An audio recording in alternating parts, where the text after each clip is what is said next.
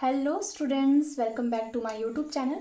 सो आज की वीडियो में जैसा कि आप सब लोग जानते हैं कि हमने 6th क्लास की सीरीज शुरू करी है मैथ्स की। सो आज की वीडियो में हम चैप्टर 5 पढ़ेंगे।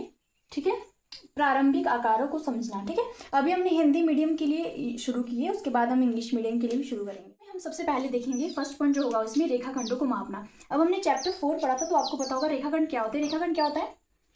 कोई भी दो बिंदु को, मान लो ये पॉइंट ए है और ये है पॉइंट बी। ठीक है, तो इन बिंदुओं को जब हम मिला देंगे तो क्या बन जाएगा? ये रेखाखंड हो जाएगा। ये क्या है? एक रेखाखंड है, जो कि मतलब एक रेखा का ही पार्ट है, लेकिन इसके क्या होंगे? इसके दो एंड पॉइंट्स होंगे, दो अंत बिंदु होंगे। तो ये क्या कहलाएगा? ये कहलाएगा लाइन सेगमेंट या फिर रेखाखंड। ठीक है, तो इस चैप्टर में हम क्या करेंगे? आकारों को समझेंगे और साथ में फर्स्ट पॉइंट जैसे कि मैंने कहा रेखाखंडों को मापना, तो रेखाखंड को मापेंगे। ठीक है, जैसे मैंने दो रेखाखंड लिए, एक ये ले लिया यहाँ पे ए बी। ठीक है, दूसरा मैं ले रही हूँ सी डी। ठीक है, सी एंड डी।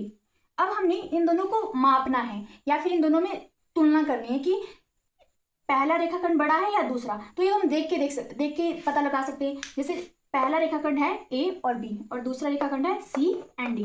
तो इसमें कैसे पता लगाएंगे?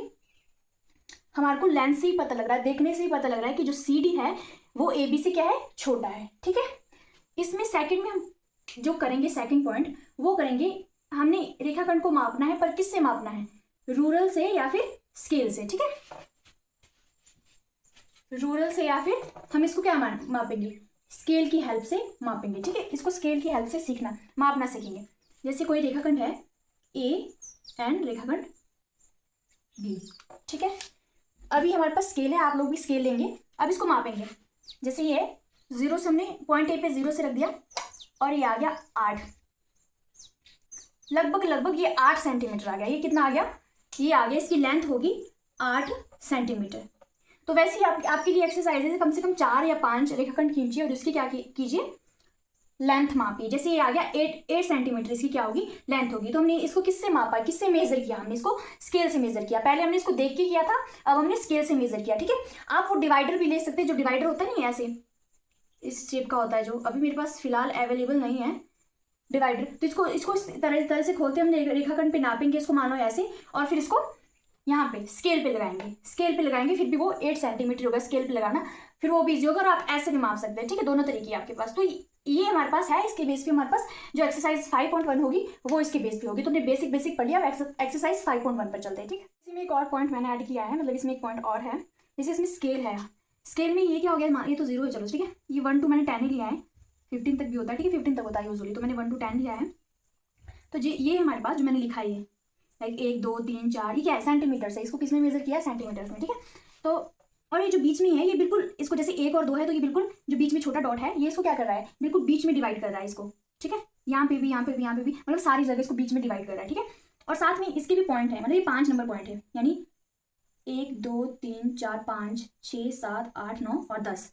वैसे ही 1 2 3 4 5 6 7 8 9 और 10। ठीक है, मतलब ये जो पूरा एरिया है 0 से 1 तक का और 1 से लेकर 2 तक का, ये कितना है? ये है 10 मिलीमीटर। कितना है? 10 मिलीमीटर। यानी इसका मतलब क्या हुआ? और ये हमारे पास पूरा कितना बन रहा है? 1 सेंटीमीटर। एक का गैप है ना समय, यानी जो 10 मिलीमीटर है वो किसके बराबर हो गया? जो 10 मिलीमीटर है वो बराबर हो गया 1 सेंटीमीटर के। ठीक है, मतलब इसी तरह से इसमें मेजर करना है। ये 10 मिलीमीटर 1 सेंटीमीटर के बराबर हो गया। और वैसे ही जैसे 2 सेंटीमीटर है, 2 सेंटीमीटर यहाँ तक है, तो 2 सेंटीमीटर कितने बराबर हो जाएगा? 10 और 10 20 सेंटीमीटर, 20 मिलीमीटर के। ठीक है, तो एक पॉइंट ये भी था इसमें। ठीक है, जो हमने इंक्लूड करना था। नेक्स्ट चलते हैं, चलिए अब हम प्रश्नावली 5.1 करते हैं। ठीक है, प्रश्नावली 5.1। सो फर्स्ट क्वेश्चन जो है हमारे पास वो है रेखाखंड। ठीक है, एक रेखाखंड है, कोई भी रेखाखंड मैंने बताया था वो क्या होता है? 2 पॉइंट्स को लेके मिलता है, मतलब जिसके 2 पॉइंट हो गए। ठीक है, तो ये कोई रेखाखंड हो गया ए एंड बी। ठीक है, कोई रेखाखंड की तुलना, जैसे मैंने आपको सिखाया इस एक्सरसाइज से पहले, जो बेसिक है इसके वो मैंने कवर कर दिए। तो रेखाखंड की तुलना केवल देखकर करने से क्या हानि है? क्या हानि हो सकती है रेखाखंड को देख के करने से? जैसे मान लो ये ए बी है और एक सी डी हो गया। ठीक है, देखने में दोनों सिमिलर लग रहे हैं, अगर हमने देख के तुलना करनी कि कौन सा कितनी सेंटीमीटर है। ठीक है, ए बी भी सेम लग रहा है और सी डी भी क्या लग रहा है? थोड़ा थोड़ा सेम ही लग रहा है। बट अगर हम इसको स्केल की हेल्प से या फिर एक डिवाइडर की हेल्प से मापेंगे तो मे बी ये 5.6 हो और ये 5.7, मतलब इसमें 0.1 सेंटीमीटर का कहीं गैप हो। ठीक है, तो क्या हानि होगी? यही हानि होगी कि इसमें जब हम तुलना करेंगे तो माप में क्या हो सकता है, माप में गलती हो सकती है, ठीक है। तो इसका आंसर यही होने वाला है, ठीक है। नेक्स्ट है, रेखाखंड की लंबाई मापने के लिए रूलर की अपेक्षा डिवाइडर का प्रयोग करना क्यों अधिक अच्छा है।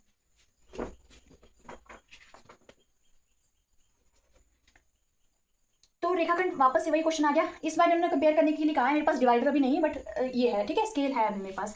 जो रूलर है या फिर डिवाइडर है, इन दोनों में से कौन, ये बोल रहे हैं कि डिवाइडर ज़्यादा अच्छा है। लेकिन हाँ, जब हम डिवाइडर से मतलब रेखाखंड को मापेंगे, किसी भी रेखाखंड को, जैसे सपोज, ठीक है, रेखाखंड ए भी है, हम इसको डिवाइडर से मापते हैं तो क्या होगा, ये बिल्कुल एग्जैक्ट उस पॉइंट पे आ जाएगा, ठीक है। स्केल से मापेंगे जब, तो हाँ इसमें मतलब थोड़े है तो दोनों सेम ही, ऑलमोस्ट क्या करेंगे, दोनों सेम ही हमारे पास माप देने वाले हैं।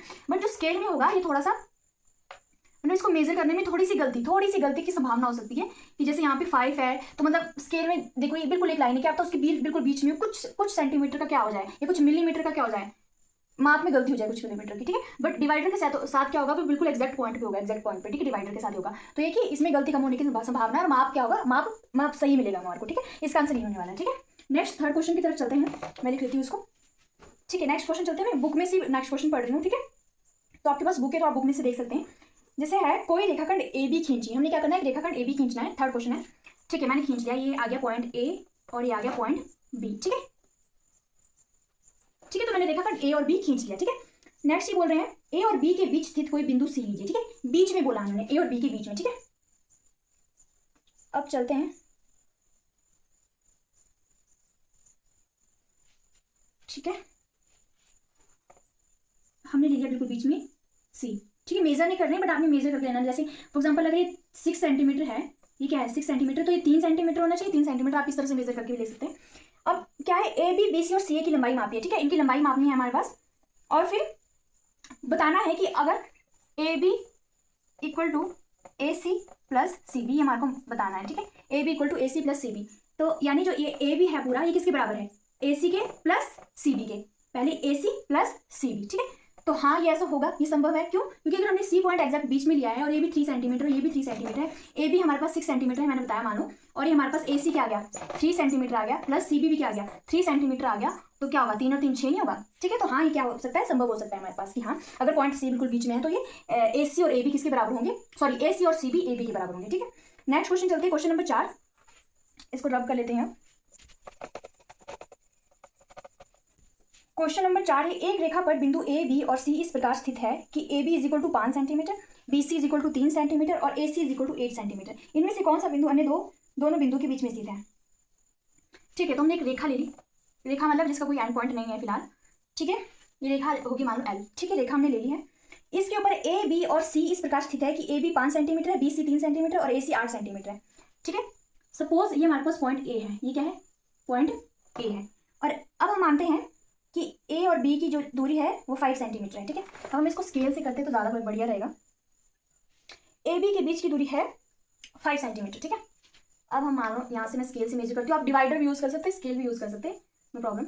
5 सेंटीमीटर यहाँ को आ रहा है, ठीक है। तो इस पॉइंट पे हमारे पास आ गया पॉइंट बी, ठीक है, इनके बीच का डिफरेंस कितना आ गया 5 सेंटीमीटर, जो बुक में गिवन है। नेक्स्ट है B C is equal to 3 centimetre, B और सी में जो गैप है वो है 3 सेंटीमीटर, 3 सेंटीमीटर मेरे पास यहाँ को आ रहा है, तो ये आ जाएगा सी पॉइंट 3 सेंटीमीटर। और जो पूरा ए सी होगा मतलब यहाँ से लेके यहाँ तक, ठीक है, 5 सेंटीमीटर है, ये है 3 सेंटीमीटर और ये कह रहे हैं ये गिवन है 8 सेंटीमीटर, ठीक है। तो 5 और 3 8 सेंटीमीटर टोटल, ठीक है, ये तो ऐसे भी है।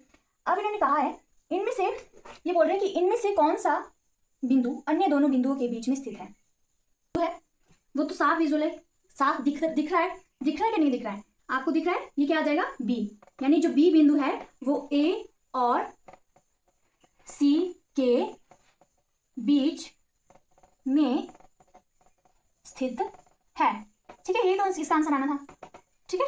कौन सा क्वेश्चन था ये था 4th क्वेश्चन, ठीक है। उतारना तो उतार लो इसको, उतारना है तो उतार लो इसको। तो क्वेश्चन नंबर 5 हमारे पास गिवन है, एक रेखाखंड दिया गया है इस तरह से, यहाँ पे 0 1 2 3 4 5 6 और ठीक है 7, ठीक है, ये तो पूरी रेखा है, ठीक है। अब है इसको पॉइंट के नाम भी दिए गए, मतलब जैसे इसको एक से शुरू किया ना, हाँ A B C D E F and G, इधर से शुरू किया है, ठीक है। तो ये हमारे पास क्या बोल रहे हैं, ये बोल रहे हैं कि जांच कीजिए कि इस आकृति में जो डी है, यानी पॉइंट डी क्या है, चौथे नंबर पे जो डी है वो रेखाखंड ए जी का मध्य बिंदु है। अब रेखाखंड, अच्छा यहाँ से, हाँ ये तो पूरी रेखा थी, ये पूरा रेखाखंड बना दिया उन्होंने ए से जी तक। रेखाखंड कौन सा है? ए जी। ठीक है, हमने याद करना है कि जो डी है वो इसका मध्य बिंदु है। तो वो देखने से लग रहा है आपको, पता इसमें देखो तो लग रहा है जैसे ये डी यहाँ पे 4th नंबर पे, ठीक है, इसका मध्य बिंदु है या नहीं? ए और डी के बीच में कितने पॉइंट है? 2, बी और सी। वैसे डी और जी के बीच में कितने पॉइंट है? 2। तो हाँ एग्जैक्ट बिल्कुल क्या है, बीच में तो है, वो तो देखने से ही पता लग रहा है। इसको हमारे इसे मतलब हम किसी स्केल की हेल्प से या फिर किसी डिवाइडर की हेल्प से भी कर सकते हैं, बट ये तो देखने से ही क्या हो रहा है, दिख रहा है कि हाँ डी जो है इसके बीच का मध्य बिंदु है। ठीक है, यहाँ से देख सकते हैं आप ए बी सी, यहाँ पे भी 3 पॉइंट है, इधर भी 3 पॉइंट है, इस तरफ को भी। ठीक है, तो क्वेश्चन नंबर 5 भी है ये फिलहाल। अब इसको मिटाते हैं, अब क्वेश्चन नंबर 6 करते हैं। ठीक है, ठीक है, क्वेश्चन नंबर 6 पढ़िएगा। जो बी रेखाखंड है वो ए सी का मध्य बिंदु है। ठीक, बी एक पॉइंट है और रेखाखंड ए सी का मध्य बिंदु है। एक रेखाखंड है ए सी, इसका मध्य बिंदु का मतलब जो बिल्कुल सेंटर में या बिल्कुल मध्य में है, बिल्कुल बीच में है, बिल्कुल बीच में ये रख लो, ये आ गया बी। तो जो पॉइंट बी है वो रेखाखंड ए सी पे मध्य बिंदु है, लिख लिया। और सी रेखाखंड बी डी का मध्य बिंदु है।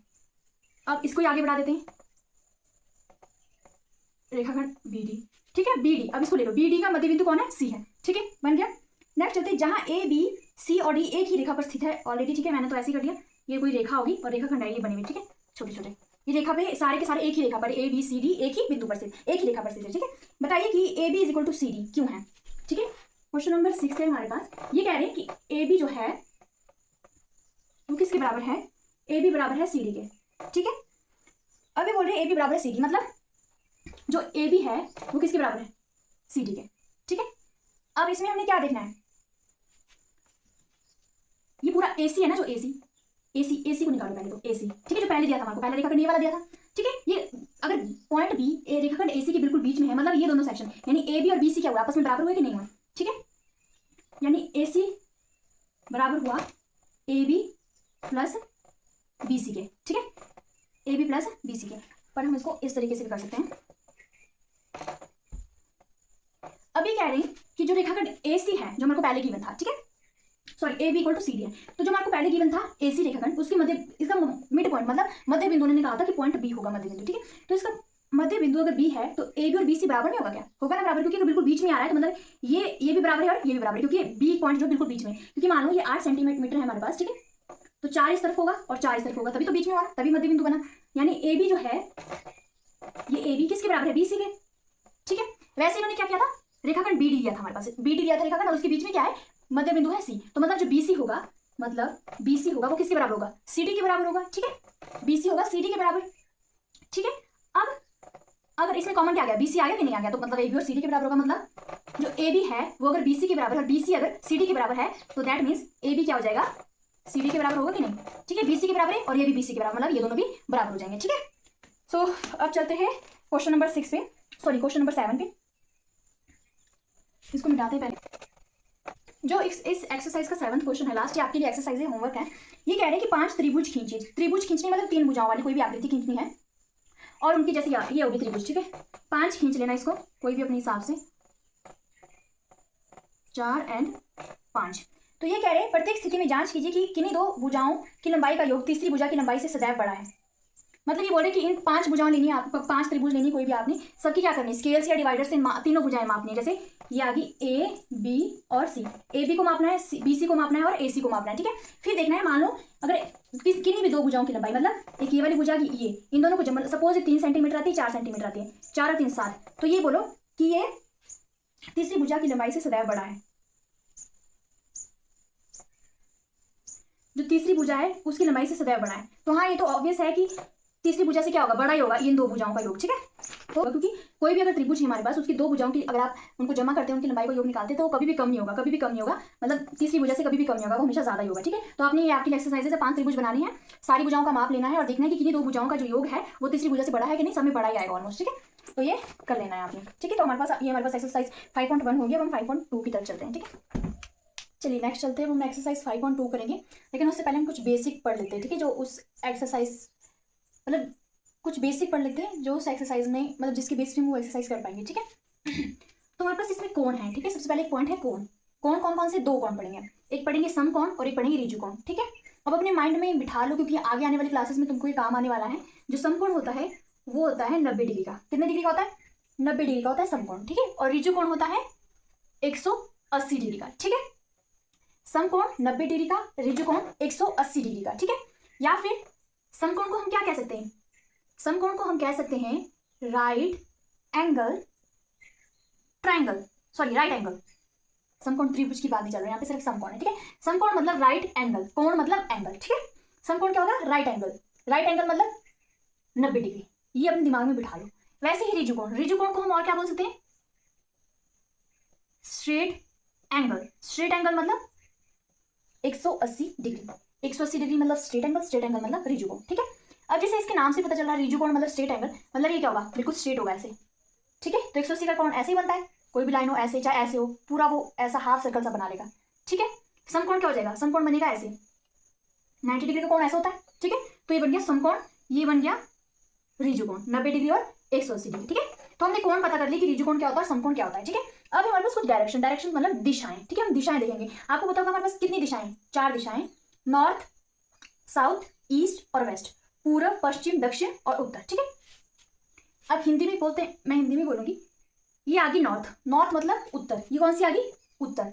बिल्कुल इसके अपोजिट मतलब नीचे आ गई साउथ, साउथ मतलब दक्षिण, ठीक है। इसको दिमाग में बिठा लो, ऊपर आ गई उत्तर नॉर्थ में, नीचे आ गई दक्षिण साउथ में, इस तरफ को क्या है हमारा पूर्व, पूर्व मतलब ईस्ट, ईस्ट, और इस तरफ को इसके अपोजिट में वेस्ट मतलब पश्चिम, पूर्व, पश्चिम, उत्तर, दक्षिण,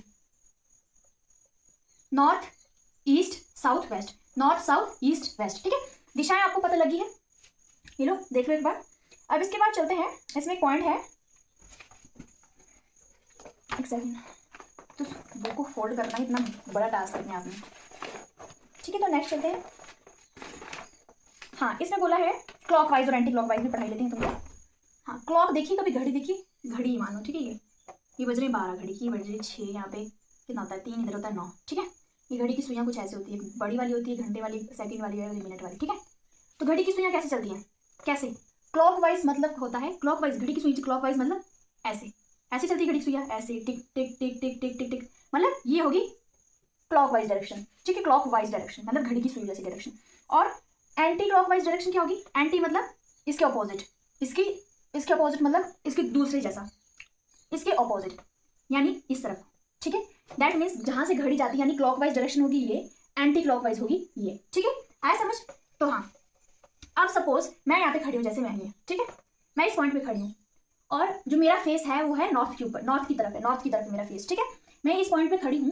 अब ये बोल रहे हैं कि अगर मैं एक समकोण, समकोण कितना होता है, ये समकोण होगा, और अगर मैं इसको 2 समकोण बना लूँ, मतलब ये क्या बन जाएगा, ऋजु कोण। मैंने अभी बताया आपको स्ट्रेट एंगल और समकोण के बारे में, ठीक है। समकोण ये है और ऋजु कोण ये स्ट्रेट एंगल, ठीक है। मतलब अगर मैं एक समकोण चलती हूँ क्लॉकवाइज डायरेक्शन में, तो मेरा मुंह किस तरफ होगा, ठीक है, किस तरफ होगा। मैं अभी नॉर्थ में हूँ, एक समकोण चलती हूँ क्लॉकवाइज डायरेक्शन में, एंटी क्लॉकवाइज होता तो मैं यहाँ से जाती, लेकिन क्लॉकवाइज है तो मैं यहाँ से जाऊंगी, तो एक समकोण चली तो मैं कहाँ पहुंचेगी, यहाँ पे, इस पॉइंट पे। अब मेरा मुंह किस तरफ है, अब मेरा मुंह तरफ है ईस्ट की तरफ, मतलब पूर्व की तरफ। आया समझ, ठीक है। अब मैं एक और समकोण चलूँ जो कि ऋजु कोण भी बन जाता है, 180 का भी कोण बन जाता है, तो मैं किस तरफ चलूंगी, क्लॉकवाइज चली और समकोण और चली तो मैं कहाँ पहुंच जाऊंगी, मेरा मुंह किस तरफ हो जाएगा, मेरा मुंह हो जाएगा दक्षिण की तरफ, ठीक है। तो ये कुछ पॉइंट से देख लो एक बार, ठीक है। अब नेक्स्ट चलते हैं, समकोण और ऋजु कोण मैंने पढ़ा दिया है। हाँ अगर अब मैं चलते चलते इसको ढंग से बना लेते हैं, अगर मैं चलते चलते मतलब मैं समकोण बनाती जाऊँ, ठीक है। जैसे मैंने एक ऋजु कोण बनाते हैं, समकोण छोड़ो ऋजु कोण बनाते हैं सीधा, एक ऋजु कोण चली गई मैं, तो मैं साउथ में पहुंच गई, क्लॉकवाइज चल रही हूँ, क्लॉकवाइज, ठीक है। अगर मैं फिर क्लॉकवाइज चली ऋजु कोण तो मैं कहाँ पहुंच गई, वापस से वहीं पहुंच गई, मेरा फेस कहाँ हो गया, नॉर्थ की तरफ हो गया। मतलब मैंने पूरा कंप्लीट साइकिल कर लिया, अगर जिस पॉइंट पे मैं हूँ वहां से मैंने क्लॉकवाइज पूरा सर्कल कर लिया, मैं उसी पॉइंट पे आ गई और मेरी जो फेस है वो उसी दिशा की तरफ है, नॉर्थ की तरफ है। तो क्या होगा, इसको क्या बोलेंगे हम, ये पूरा क्या किया हमने, एक चक्कर किया, पूरा चक्कर हो गया एक, इसको क्या बोलेंगे, 1 रेवोल्यूशन, या फिर आपकी बुक में क्या मेंशन है, एक घूर्णन। क्या है, एक घूर्णन, घूर्णन मतलब पूरा चक्कर लगा लिया, एक घूर्णन हो गया, ठीक है। और जब पूरा एक घूर्णन हो जाता है, मतलब पूरा एक रेवोल्यूशन हो गया, ये पूरा चक्कर लग गया यहाँ से यहाँ तक, पूरा एक घूर्णन हो गया, तो पूरा एक गोला सा बन गया, ठीक है, पूरा कंप्लीट हो गया मतलब ये। तो इसको क्या बोलते हैं, इसको बोलेंगे कंप्लीट एंगल। क्या कहेंगे इसको, कंप्लीट एंगल, या फिर संपूर्ण, क्या बोलेंगे, संपूर्ण कोण, ठीक है। तो मैंने आपको तीन तरह के कोण पढ़ा दिए, समकोण मतलब 90 डिग्री का, और क्लॉकवाइज चलेंगे तो ऐसे, ठीक है, ऐसे वाला। मैं दिशा के हिसाब से तब पढ़ा रही हूँ क्योंकि जो आने वाली एक्सरसाइज है वो इसी के ऊपर बेस है, ठीक है। इन्हीं क्वेश्चन इसी से रिलेटेड उसमें क्वेश्चन होंगे। समकोण आ गया इस तरफ का, ये समकोण हो गया, ठीक है। ऋजु कोण ये पूरा, कंप्लीट एंगल संपूर्ण कोण ये पूरा चक्कर हो जाएगा। समकोण, ऋजु कोण और संपूर्ण कोण, ठीक है। 3 कोण पढ़ दिए, हो गया ये। चलिए अब नेक्स्ट चलते हैं। अब घड़ियों के बारे में पता करेंगे हम, ठीक है। अब जो क्वेश्चंस बेस्ड आएंगे, ये हो गया, इसको पढ़ लो एक बार, लिखना है तो लिख लो पॉज करके। अब मैं नेक्स्ट चल रहा हूँ। नेक्स्ट है, ठीक है, हमने पढ़ लिया कोण। कोण में कौन कौन पढ़े, ऋजु कोण, समकोण और संपूर्ण कोण, उसको उनको रिवाइज करना है तीनों को अच्छे से, ठीक है। अब हम घड़ियों के बारे में पढ़ेंगे, क्योंकि नेक्स्ट जो एक्सरसाइज है पूरी घड़ियों के ऊपर बेस्ड है, ठीक है। ये घड़ी है, तुमको पता है 12 इधर बजते हैं, ठीक है। 6 क्लॉकवाइज मैंने बता दिया, क्लॉकवाइज डायरेक्शन ये होती, ये होगी, और एंटी क्लॉकवाइज यहाँ से ऐसे होगी, ठीक है। ये मेरे पास 3 घड़ियाँ हैं, ठीक है।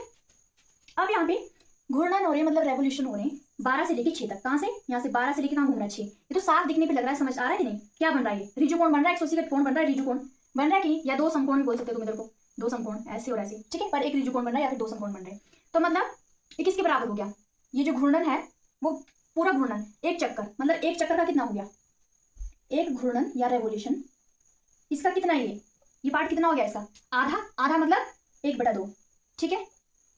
पूरे चक्कर को, मतलब पूरी घड़ी को इसने इस कोण ने कितने 2 बराबर भागों में बांट लिया, तो ये मतलब आधा आधा हो गया। आधा मतलब 1/2, आधे को कैसे लिखते हैं, 1/2 से मेंशन करते हैं, ठीक है।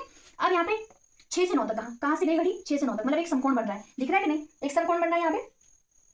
तो कितना होगा ये, एक समकोण या फिर एक घूर्णन का, ये पूरे घूर्णन है जो पूरे चक्कर का कितना कितना है, भिन्न में दर्शाना हमने इसको, एक घूर्णन का कितना जाएगा, इसको हम कैसे निकाल सकते हैं, यहाँ मान लो ये आ गया 7, ये आ गया 8 और 9, ये आ गया, ठीक है। कितने घंटे 6 और 9 के बीच में, 1 2 और 3 घंटे, 3 घंटे मतलब 3 बटे टोटल कितने घंटे, 12।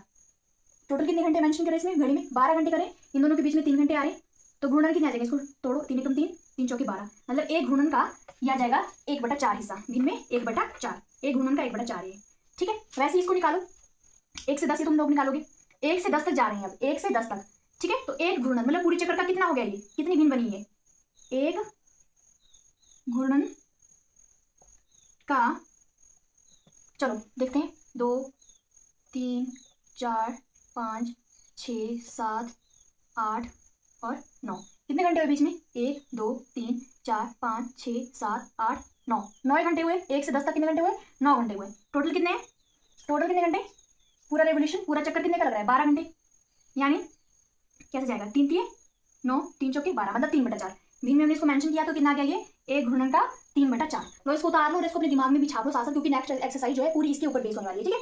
तो लो देख लो इसको पूरा, ठीक है। सिंपल है, ये क्लॉकवाइज आ जाएगी, एंटी क्लॉकवाइज डायरेक्शन मैंने आपको बता दी थी, 3 घड़ियां बनाई हैं 12 से 6 तक। ये तो साफ दिख रहा है कि ऋजु कोण बन रहा है या फिर 2 समकोण बन रहा है, इसको पार्ट कर देखिए, 2 समकोण बन रहे हैं या फिर क्या बन रहा है, ऋजु कोण बन रहा है। तो और ये पूरे चक्कर क्या हो रहा है, आधा हो रहा है, आधे को कैसे मेंशन करते हैं, 1/2 से, यानी पूरे एक रेवोल्यूशन, एक घूर्णन का मतलब क्या है, 1 रेवोल्यूशन, यानी पूरे एक घूर्णन का ही क्या बन रहा है, आधा, यानी 1/2।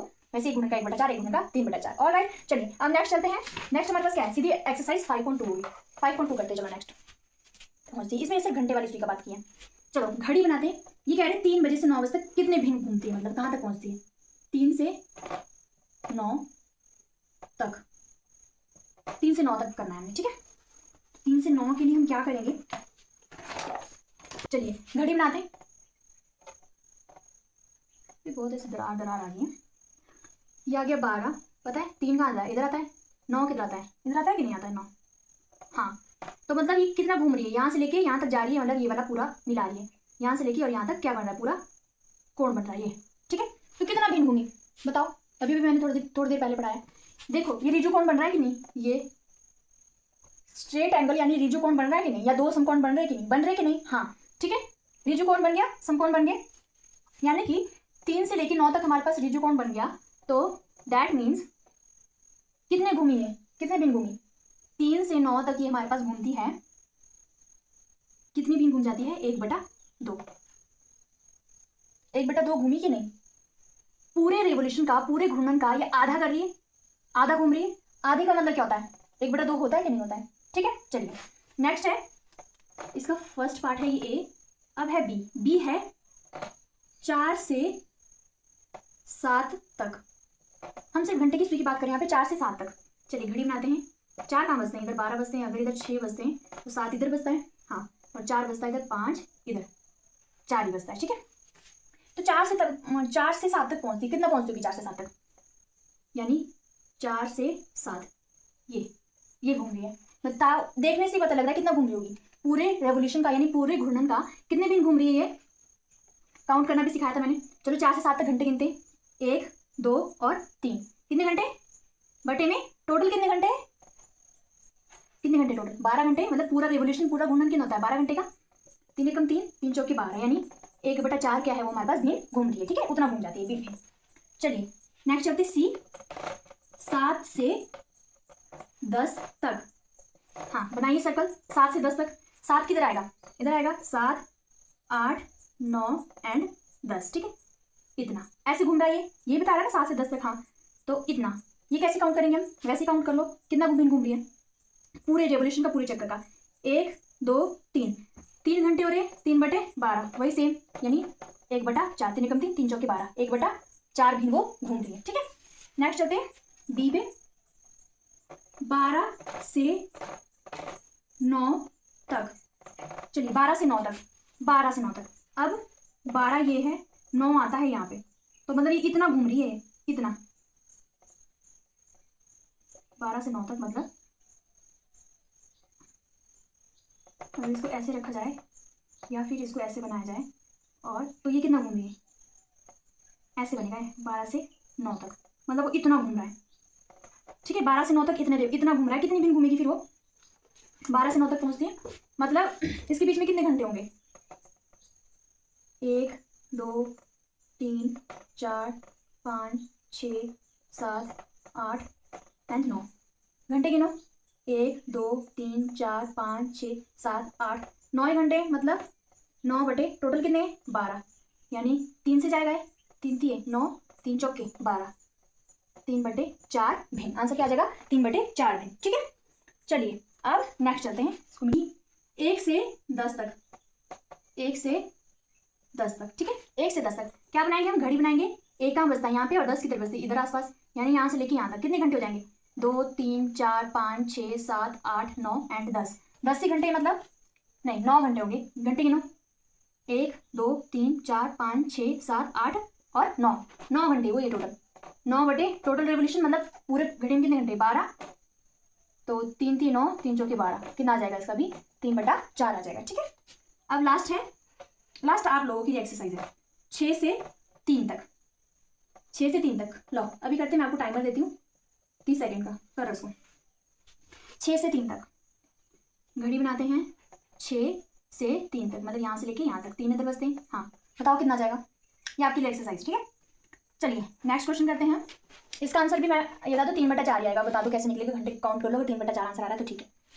चलिए अब चलते हैं सेकंड क्वेश्चन पे। ये घड़ी की सुई कहाँ रुक जाएगी? ये घड़ी की सुई है जो कहाँ रुक जाएगी यदि वह अगर 12 से प्रारंभ करें, मतलब 12 से शुरू करिए और घड़ी की दिशा में। घड़ी की दिशा का मतलब मैंने बताया था क्लॉकवाइज। ठीक है, क्लॉकवाइज डायरेक्शन होती है ऐसे। ठीक है, ऐसे। तो अगर क्लॉकवाइज चले और 1/2 घूर्णन करे तो हमारे पास जो है घड़ी की सुई किधर रुक जाएगी? तो बताओ, जैसे आ गया 12 से शुरू करके 1/2 घूर्णन करें, ये आगे घड़ी, ये बजे 12 और 1/2 घूर्णन का मतलब है आधा घूर्णन करेगी। आधा घूर्णन 1/2 मतलब आधा पूरे सर्कल का आधा कितना आ जाएगा? ये आएगा कि नहीं? पूरे सर्कल का आधा ये आ जाएगा। यहाँ पे कितने बजे? 6 बजते हैं कि नहीं? तो मतलब क्या आ जाएगा आंसर इसका? जब 12 से प्रारंभ करें और घड़ी की दिशा में, मतलब क्लॉकवाइज बोला इन्होंने इधर। ठीक है, क्लॉकवाइज घूमे और आधा घूर्णन करें, मतलब आधा घूमे तो कितने कहाँ पहुंच जाएंगे? घंटे 6 पर पहुंच जाएंगे, मतलब उस टाइम 6 बजे होंगे। ठीक है, तो आंसर आ गया 6 बजे होंगे। चलिए नेक्स्ट चलते हैं।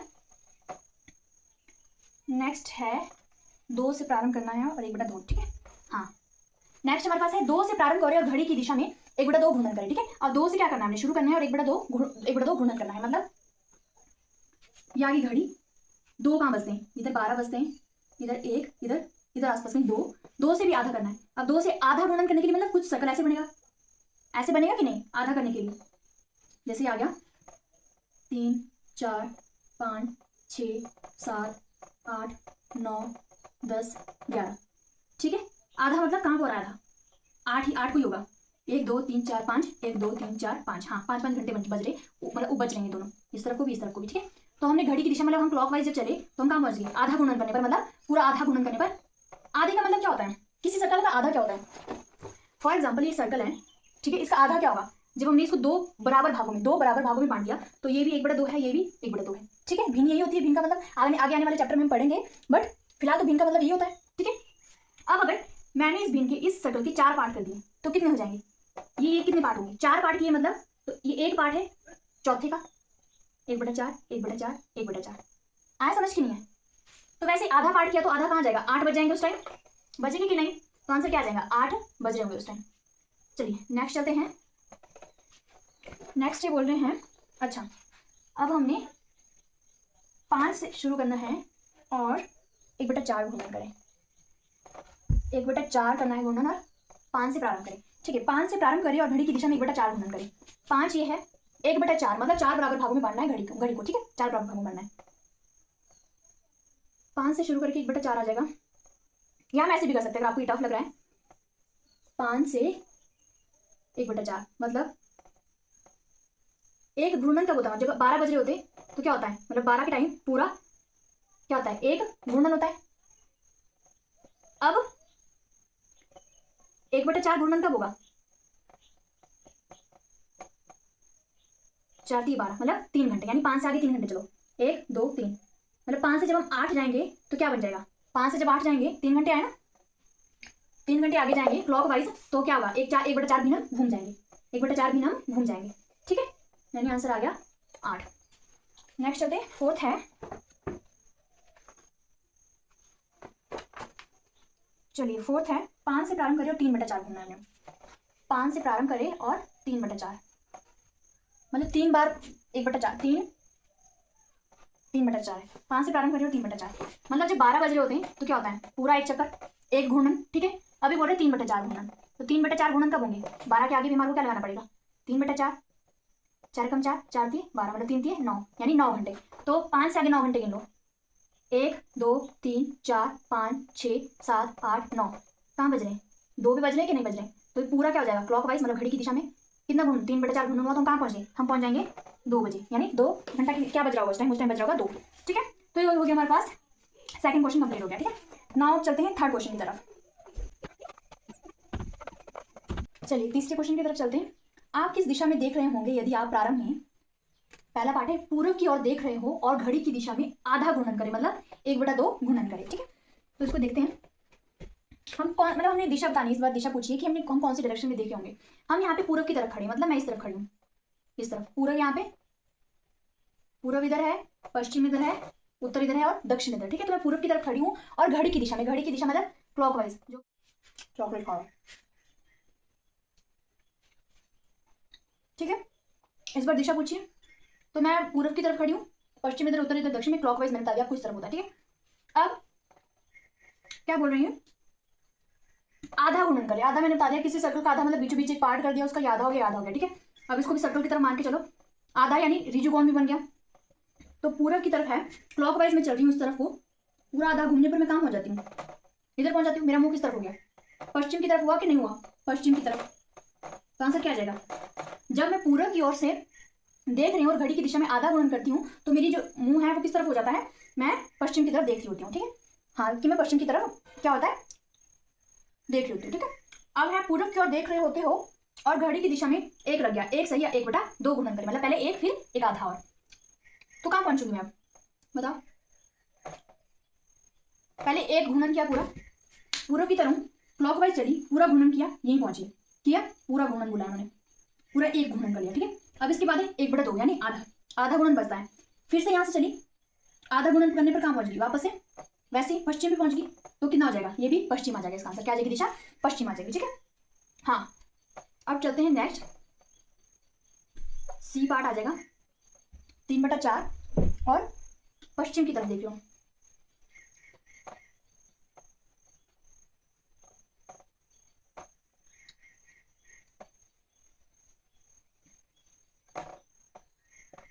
अगर मैं पश्चिम की तरफ देख रही हूँ और घड़ी की दिशा मतलब क्लॉकवाइज घूमती हूँ तो 3/4 घूर्णन करने पे मैं कहाँ पहुंचूंगी? 3/4 पूरे सर्कल है कि भी चल सकते हैं। अभी मैं पश्चिम की तरफ हूँ, यहाँ पे पश्चिम पे हूँ, 3/4 घूर्णन करने पर मतलब 1/4 कितनी बार घूमना है? 3 बार।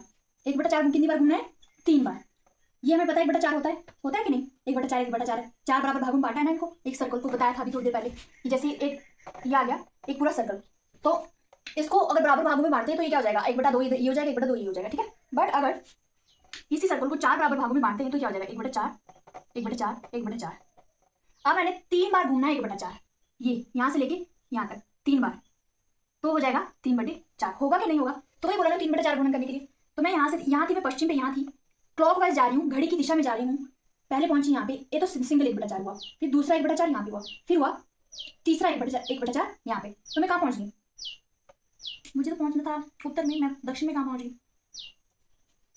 हाँ, तो मैं दक्षिण में पहुंचूंगी। मैं सी का तो है, ठीक है, घड़ी की दिशा में नहीं है, आंसर है विपरीत दिशा में। ठीक है, विपरीत दिशा में,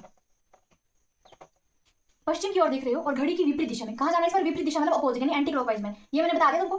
ठीक है, 3/4 गुणन करना है। मैं पहले क्लॉकवाइज में जाती हूँ, पर एंटी क्लॉकवाइज में जाएंगे।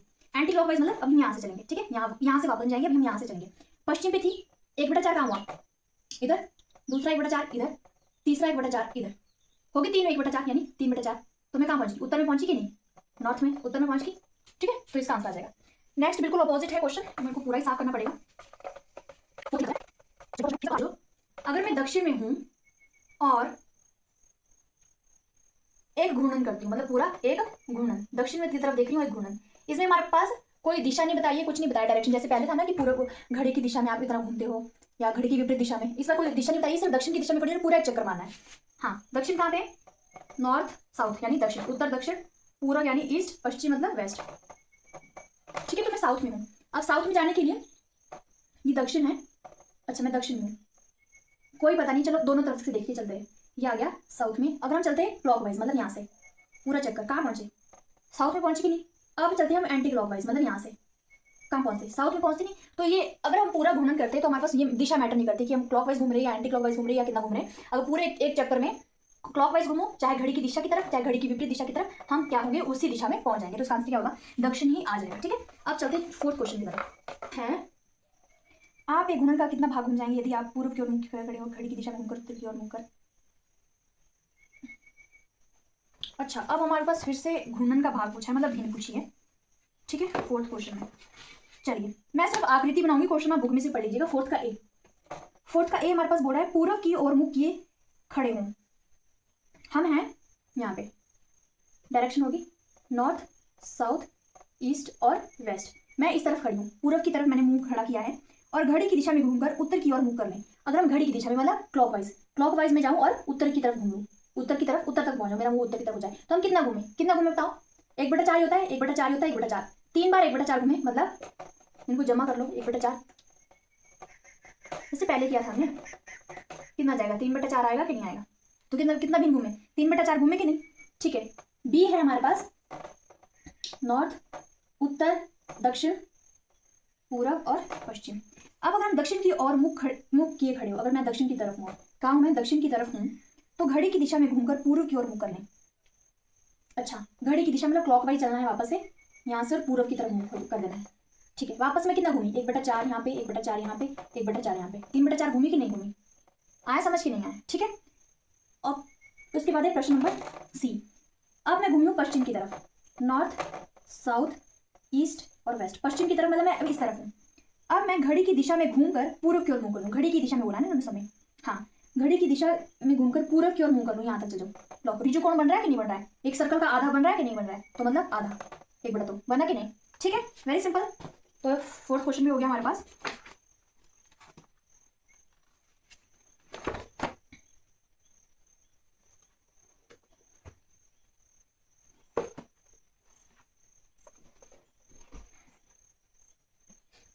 चलिए, अब हमारे पास समकोण, मैंने पढ़ा था जो समकोण त्रिकोण, अब हमारे पास समकोण की संख्या पूछी है, मैंने समकोण बताना है फिफ्थ क्वेश्चन में हमारे को। चलिए देखते हैं, ये इंटरेस्टिंग होने वाला है बहुत। अब हमने समकोण की संख्या याद करनी है। क्वेश्चन नंबर 5 मतलब घंटे की जो सुई है वो जब जितना घूमती है तो समकोण की संख्या याद करनी है। अब जैसे आ गया हमारे पास 3 से लेके 6 तक, यानी 3 कहाँ बज रहे हैं हमारे पास? ये 12 है और ये क्या है 6 और यहाँ पे 9 और बीच में क्या बच जाता है 6, सॉरी 3 से 6 तक। ठीक है, 3 से 6 तक घड़ी की सुई जब हमारे पास जा रही है इसमें, तो कितना कोण बन रहा है? कितने समकोण बन रहे हैं? समकोण बनाने के लिए ऐसे बना लो। ठीक है, ये एक समकोण ऐसे होता है, तो यहाँ पे कितना समकोण बन गया? एक बना कि नहीं? 3 से 6 तक, तो कितना आ गया? एक। ठीक है, आंसर क्या आ जाएगा? एक समकोण बन रहा है इसमें। ठीक है, बी है हमारे पास 2 से 8 तक, 2 से 8, 2 से 8 तक, हाँ 2। अब हमारे पास 2 कहाँ है, 2 2 इधर है, ठीक है। 3 4 5 6 7 और 8, 2 से 8 तक कितने समकोण बन रहे हैं?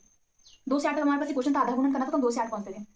तो समकोण अगर मैं गिनूं, जैसे 3 से 6 तक समकोण बना रही थी, तो कितने घंटे आते बीच में, कितने, हाँ कितने घंटे आ रहे थे, 1 2 3 घंटे, मतलब 3 घंटे में एक समकोण बना था। तो ऐसे भी काउंट कर सकते हो, नहीं तो ऐसे ड्रॉ करके, लाइन ड्रॉ करके तो काउंट करते हैं, 1 2 3, एक समकोण बन गया, फिर 1 2 3, 2 समकोण, ठीक है। और वैसे भी ये जब आधा हो रहा था ये उस टाइम भी, क्योंकि 5 5 बन रहे थे, आधा बन रहा था इसे, तो वैसे भी कितने होंगे, आधे का मतलब क्या होगा, ऋजुकोण, और मतलब ऋजुकोण मतलब 2 समकोण के बराबर, तो इसमें कितने आ जाएंगे, 2 समकोण आ जाएंगे।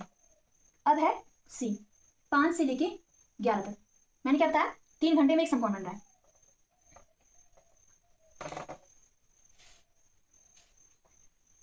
5 से लेके 11 तक, 5 8 9 10 और 11 कर लो, 5 से लेके 11 तक ये वाला बनाना है हमारे को, ये वाला 5 से 11 कितने हो जाएंगे घंटे, 1 2 3, 1 2 3, वापस से कितने बन रहे हैं, 2 समकोण बन रहे हैं कि नहीं, एक समकोण बन जाएगा, चलिए ड्रॉ करके भी देख ही लेते हैं, ये एक समकोण बनेगा यहाँ से लेके यहाँ तक, ठीक है, और दूसरा समकोण बन जाएगा यहाँ से लेके यहाँ तक, मतलब 2 समकोण हमारे पास बन रहे, तो इसका भी क्या आंसर हो जाएगा, 2 समकोण बन जाएंगे। अब है डी, है हमारे पास 10 से 1 तक, 10 से 10 का है हमारे पास, इसको मिटाते हैं, चलिए 10 कहाँ है, हाँ 10 से लेके, अच्छा 1 2 इधर चुका दो, 10 से लेके 1 तक, बताइए कितने समकोण बन रहे हैं, 3 घंटे का एक समकोण बताया था मैंने, यानी 1 2 3, ये पूरा क्या होगा, एक ही समकोण बनेगा, इसको हम ऐसे बना सकते हैं, ऐसे, ये क्या बन जाएगा, एक समकोण बन जाएगा, तो इसका आंसर होगा एक समकोण बना। नेक्स्ट है 12 से 9 तक, 12 से 9 तक, अब 12 से 9 तक कहाँ तक बन रहा है, 12 से लेके 9 तक, ठीक है, 12 से लेके 9 तक मतलब कितने समकोण बन रहे हैं, 12 से 6 तक हमारे को पता था 1 2 समकोण बन रहे थे, 6 से 9 तीसरा समकोण बन जाएगा, चौथे में तो पूरा हो ही जाएगा, तो 1 2 3, 12 से 9 तक बन रहे हैं हमारे पास 3 समकोण, कितने, 3 समकोण, आया समझ, ठीक है। अब एफ चलते हैं, नेक्स्ट है लास्ट 12 से 6, तो वापस से नहीं पूछ लेना, नहीं 12 से 6 तो बहुत सिंपल है, कितना जाएगा 12 से 6, आधा आधा बन रहा है कि नहीं, अब एक समकोण ये हो गया, दूसरा ये हो गया, तो 12 से 6 तक बन गए 2 समकोण, ठीक है। चलिए अब चलते हैं 6 क्वेश्चन की तरफ। चलिए 6 क्वेश्चन है, मैं पढ़ रही हूँ और सीधे डायग्राम बना रही हूँ। ये बोल रही है कि आप फर्स्ट जो पार्ट, ये बोल रहे हैं कि आप कितने समकोण घूम जाएंगे यदि आप, अब समकोण ही बताने में कितने घूम जाएंगे यदि आप, ठीक है, नॉर्थ साउथ ईस्ट और वेस्ट, अगर मैं दक्षिण की तरफ देख रही हूँ, अगर मैं दक्षिण की तरफ देख रही हूँ और घड़ी की दिशा में, घड़ी की दिशा मतलब ऐसे विपरीत दिशा, सॉरी घड़ी की दिशा मतलब क्लॉकवाइज में पश्चिम की ओर घूम जाऊँ, यहाँ से घूमते घूमते मैं कहाँ पहुंच गई, यहाँ पे, तो क्या बन रहा है, एक समकोण बन रहा है कि नहीं बन रहा है, बन रहा है, तो क्या आ जाएगा पहले का आंसर, हाँ एक समकोण बन रहा है, एक आंसर आ जाएगा एक। बी का आंसर क्या होगा, उत्तर की ओर देख रही हूँ, अब मैं जा रही हूँ उत्तर की ओर, बड़ा सा डायग्राम बनाते हैं इसका, तो सारे क्वेश्चन के लिए ही हो जाएगा, ठीक है। ए में हमारे पास आंसर आ गया, एक समकोण बन रहा है, बी में आंसर आ जाएगा, देखते हैं, ये आ गया नॉर्थ साउथ ईस्ट और वेस्ट, ठीक है, उत्तर की ओर देख रही हूँ, अगर मैं यहाँ हूँ उत्तर की ओर, sorry very really really very sorry, उत्तर यहाँ को है, ठीक है, नॉर्थ मतलब उत्तर इधर को है, ये दक्षिण है, ये पूर्व, ये पश्चिम है, उत्तर की तरफ अगर मैं देख रही हूँ और घड़ी की विपरीत दिशा मतलब एंटी क्लॉकवाइज, इस बार क्लॉकवाइज नहीं जाना है, घड़ी की विपरीत दिशा में जाना है, मतलब घड़ी की विपरीत दिशा में जाए और पूर्व की तरफ घूम जाए, इस तरफ नहीं जाना है, सिर्फ इस तरफ जाना है, यहाँ से जाते हुए मैं पूर्व की तरफ, पूर्व इधर घूम जाऊँ, तो कितने समकोण बन जाएगा, एक ये, दूसरा ये और तीसरा ये, क्या आंसर आ जाएगा बी का, 3 समकोण बन जाएंगे, बनेगी कि नहीं, ठीक है। अब सी है, पश्चिम की ओर देख रही हूँ, अगर मैं पश्चिम की तरफ देख रही हूँ मतलब पश्चिम कहाँ है, पश्चिम इस तरफ है, हाँ पश्चिम की तरफ देख रही हूँ और पश्चिम की ओर घूम जाए, पश्चिम की तरफ देख रही हूँ और पश्चिम की ओर घूम जाए, इसका मतलब क्या है, अगर ये हमने पढ़ा था ना, मतलब अगर मैं यहाँ पे हूँ और यहीं पे आ जाऊँ वापस, तो मतलब मेरे को पूरा चक्कर लगाना पड़ेगा, चाहे एंटी क्लॉकवाइज चाहे क्लॉकवाइज, यहाँ से जाऊँ चाहे यहाँ से जाऊँ, पूरा चक्कर लगा के अगर मैं यहाँ पे पहुंच जाती हूँ, पूरा चक्कर लगा के, तो कितने समकोण बन जाते हैं, 1 2 3 4, तो इसी में आ जाएगा आंसर 4 समकोण बन जाएंगे, ठीक है। नेक्स्ट दक्षिण की तरफ है और उत्तर की तरफ घूम जाए, डी है दक्षिण की तरफ, दक्षिण हमारे पास ये है, यहाँ पे हूँ और दक्षिण की तरफ देख रहे हो और उत्तर की ओर घूम जाए, ठीक है, इस बार भी हमारे पास कोई घड़ी की दिशा नहीं है, लेकिन अगर मैं यहाँ से जाऊँ चाहे यहाँ से जाऊँ, ठीक है, यहाँ से जाऊँ चाहे यहाँ से जाऊँ, उत्तर की तरफ पहुंच गई, अब कितने समकोण घूमी, यहाँ से भी 1 और 2, यहाँ से भी 1 और 2, ठीक है, तो कितने समकोण घूमी, 2 घूमी कि नहीं, हाँ, तो इसके आ जाएगा आंसर इसका लास्ट ही था ना, हाँ 2 समकोण घूमी मैं। 7वां क्वेश्चन क्या बोल रहा है कि घड़ी की घंटे वाली सुई कहाँ रुकेगी यदि वह प्रारंभ करे, जो घड़ी की घंटे वाली सुई वो कहाँ रुकेगी, इसमें भी समकोण का पूछा है। अगर वो 6 से शुरू होती है और एक समकोण घूम जाए, मतलब ये घड़ी है, ठीक है, 12 यहाँ बज रहे हैं और 6 इधर बज रहे हैं, ठीक है, इधर बज रहे हैं 9 और इधर बज रहे हैं 3। ये बोल रहे एक समकोण, एक समकोण मतलब 6 से एक समकोण हो जाएगा ये, तो कितने बजाएंगे? 9 बजेंगे कि नहीं बजेंगे? तो क्या आ जाएगा आंसर? एक आंसर आ जाएगा 9 बजे, ठीक है। अब बी है 8 से घूम रही है और 2 समकोण घूम जाए, 8 से, 8 कहाँ बज रहे? यहाँ पे 9 8 7 5 4 2 1 8 से घूम रही है और 2 समकोण घूम जाए, यानी 8 से चलने के लिए उसको 2 समकोण घूमने, मतलब समकोण मतलब 3 घंटे बोल सकते हैं, 1 2 3 1 2 3, तो मतलब यहाँ पे बन जाएगा ये 2 समकोण, एक ये और एक ये। आया समझ? नहीं, हाँ ये 1 2 3 1 2 3, तो ये आ जाएंगे 2 समकोण बन रहे हैं। अच्छा 2 समकोण नहीं बन रहे, 2 बज रहे हैं, 2 बजे पहुंच जाती हूँ वहाँ पे। अब नेक्स्ट है सी पार्ट है 10 से, और कितने समकोण घूम रही है? 10 से घूम रही है और 3 समकोण। इस बार 10 से घूमना है और कहाँ जाना है? 3 समकोण। 10 से 3 समकोण कहाँ हो जाएंगे? 10 से 11 बजेंगे ना, 1 2 3 1 2 3, मतलब वो 4 पे पहुंचेंगे। यहाँ पे 1 2 3 मतलब एक समकोण इधर को बनेगा, एक समकोण इधर को बनेगा, तो 4 बज जाएंगे, यानी सी का आंसर होने वाला है हमारे पास 4 बज जाएंगे। और डी का आंसर होगा, अब डी है 7 से और 2 समकोण। नहीं, इस बार अलग है, 7 से और 2 ऋजुकोण। ऋजुकोण क्या होते हैं बताया मैंने? Straight angle. स्ट्रेट एंगल मतलब 180 का ऐसे पूरा, ठीक है। अब हमें स्ट्रेट एंगल बनाना है, 7 से बनाते हैं। 7 से स्ट्रेट एंगल बना, अगर मतलब बीचों बीच काटे जो पूरे गोले को, तो बीचों बीच कैसे काटेगा? 1 2 3 4 5 6, 1 2 3 4 5 6, हाँ 1 तक काटेगा ये बीचों बीच। और भी बोल रहे हैं 2 ऋजुकोण घूमना है 7 से, एक यहाँ घुमा और वहाँ। 2 ऋजुकोण का मतलब पूरा चक्कर है, पूरा चक्कर हो ना 2 ऋजुकोण का मतलब, तो वापस कहाँ बच जाएगा? 7 पे पहुंचेगा कि नहीं पहुंचेगा? तो इसका आंसर आ जाएगा 7। तो फाइनली हमारे पास ये जो 5.2 एक्सरसाइज है वो कंप्लीट होगी, ठीक है। अब नेक्स्ट वीडियो में, चाहे मैं इसी वीडियो में आगे एडजस्ट कर दूँ कि 5.3 एक्सरसाइज हम कर लेंगे, ठीक है। तो फिलहाल के लिए इतना है।